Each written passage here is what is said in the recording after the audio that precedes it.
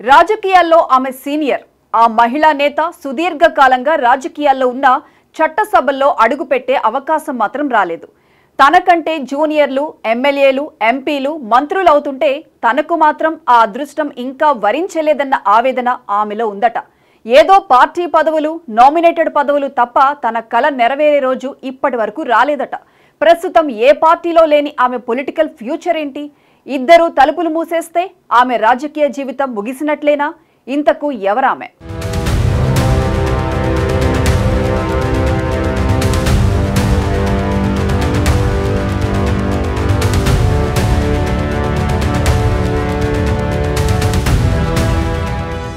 వాసిరెడ్డి పద్మ. ఈ పేరు 2 తెలుగు రాష్ట్రాల్లో సుపరిచితం. ఆమె ఏ పార్టీలో ఉన్నా సరే తన వాగ్దాటితో ప్రత్యర్థులకు చెమటలు పట్టిస్తుంటారు. వాసిరెడ్డి పద్మ మైక్ అందుకుంటే అవతల ఎంతటి వారైనా సరే అలర్ట్ అవుతారు. అయితే ఎన్నో ఏళ్లుగా రాజకీయాల్లో ఉన్న వాసిరెడ్డి పద్మకు మాత్రం చట్టసభల్లో అడుగుపెట్టే అవకాశం మాత్రం రాలేదు. ప్రజారాజ్యం పార్టీలో ఉన్నప్పుడు చిరంజీవికి అండగా నిలిచారు. తర్వాత వైసీపీలో చేరి జగన్ వెంట నడిచారు. వైసీపీ ప్రభుత్వంలో మహిళా కమిషన్ పదవిని చేపట్టారు. ఆ పదవిలో ఉన్నప్పుడు ఆమెపై అనేక ఆరోపణలు వచ్చాయి. వైసీపీ నేతలు మహిళలను కించపరిచేలా మాట్లాడుతున్నా ఏ రోజు కనీసం చర్యలు తీసుకున్న దాఖలాలు లేవని అంటున్నారు. అయితే జగన్ గద్దె దిగాక వాసిరెడ్డి పద్మ వైసీపీకి రాజీనామా చేశారు. ఆమెకు కూటమి పార్టీలో ఏదో ఒక పార్టీ ఆహ్వానం పలుకుతుందని భావిస్తే ఇప్పటి వరకు అలాంటిదేమీ జరగలేదు.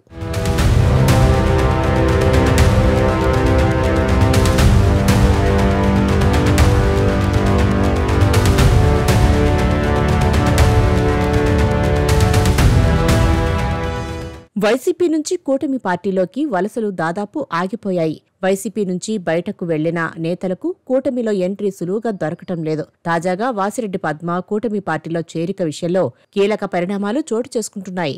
జగన్ ప్రతిపక్షంలో ఉన్న సమయంలో అధికారంలోకి వచ్చిన తర్వాత పార్టీ వాయిస్ బలంగా వినిపించారు వాసిరెడ్డి పద్మ. 2024 ఎన్నికల సమయంలో పద్మ వైసీపీ నుంచి ఎన్నికల్లో పోటీ చేయాలని భావించారు. అయితే అవకాశం దక్కలేదు. ఇక ఎన్నికల్లో వైసీపీ ఓటమి తర్వాత జగన్ పైన తీవ్ర స్థాయిలో విమర్శలు చేసి పార్టీ నుంచి బయటకు వచ్చారు. తొలుత వాసిరెడ్డి పద్మ జనసేనలో చేరేలా ప్రయత్నాలు చేసినట్లు ప్రచారం సాగింది. అయితే సామినేని ఉదయభాను జనసేనలో చేరటంతో వాసిరెడ్డి పద్మ పార్టీలో చేరటం ఆగిపోయింది. కొంతకాలంగా కూటమి పార్టీలకు మద్దతుగా జగన్ పైన తీవ్ర స్థాయిలో చర్చల్లో విమర్శలు చేస్తున్నారు వాసిరెడ్డి పద్మ. జనసేనలో అవకాశం లేకపోవడంతో టీడీపీలో చేరాలని వాసిరెడ్డి పద్మ ప్రయత్నాలు చేసినట్లు కూడా ప్రచారం సాగుతుంది. ఇందుకోసం విజయవాడ ఎంపీ కేశినేని చిన్నితో చర్చలు జరిపారట. చిన్ని ద్వారా టీడీపీలో ఎంట్రీ ఇచ్చేందుకు ప్రయత్నాలు కొనసాగించారట.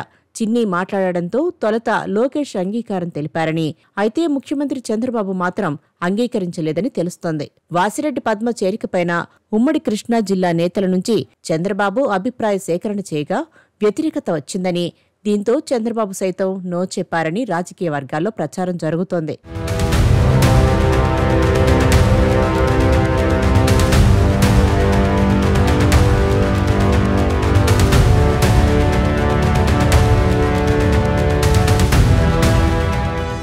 మాటకారితనం, సబ్జెక్టు మీద ఉన్న పట్టు వల్లనే ఆమెకు ఏ పార్టీలో చేరినా ప్రాధాన్యత ఉంటుంది. అయితే ఎమ్మెల్సీ కానీ ఎమ్మెల్యే కానీ దక్కితే చట్టసభల్లోకి వెళ్లాలన్న వాసిరెడ్డి పద్మ ఆశలు అలాగే ఉండిపోయాయి. ఆమె ఉమ్మడి కృష్ణా జిల్లా జగ్గయ్యపేటకు చెందినవారు.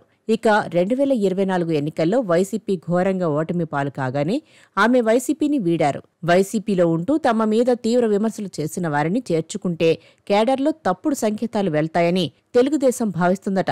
ఎంత ప్రయత్నించినా జనసేన టీడీపీ డోర్లు తెరుచుకోకపోవడంతో ఇక ఆమెకు మిగిలింది బీజేపీలో చేరడమో లేక ఖాళీగా ఉండిపోవడమో అని అంటున్నారు. బీజేపీలో చేరినా పెద్దగా ఉపయోగం ఉంటుందా అన్న చర్చ సాగుతోంది. ఎందుకంటే బీజేపీలో ఎవరు చేరినా కండువా కప్పుతారు కానీ పదవుల విషయం వచ్చేసరికి మొదటి నుంచి ఉన్నవారికే ప్రాధాన్యత ఇస్తారని అంటున్నారు.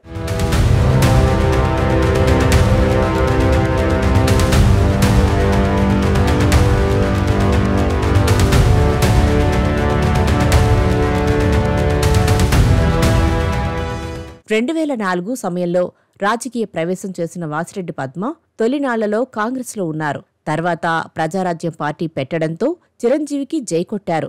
ఆ పార్టీ కాంగ్రెస్లో విలీనమైన తర్వాత వైసీపీ ఏర్పాటు చేయడంతో ఆ పార్టీలోకి వచ్చారు. ఇలా పుష్కర కాలం పైగా వైసీపీలో కొనసాగారు. ఉన్నత విద్యను అభ్యసించిన నాయకురాలు కావడం, వాగ్దాటి ఉండడంతో ఆమెకు అన్ని పార్టీల్లో సముచిత స్థానమే దక్కింది. అయితే ఎవరూ చట్టసభకు వెళ్లే అవకాశం ఇవ్వలేదు. కూటమి పార్టీలైనా కరుణిస్తాయని అనుకుంటే అసలు ఆమె రాగానే ఆ పార్టీల కార్యకర్తలు వ్యతిరేకిస్తున్నారు. ఈ తరుణంలో వాసిరెడ్డి పద్మ భవితవ్యం ఏంటి? బీజేపీలో చేరతారా లేదంటే రాజకీయాల నుంచి తప్పుకుంటారా అన్నది కాలమే తేల్చాలి.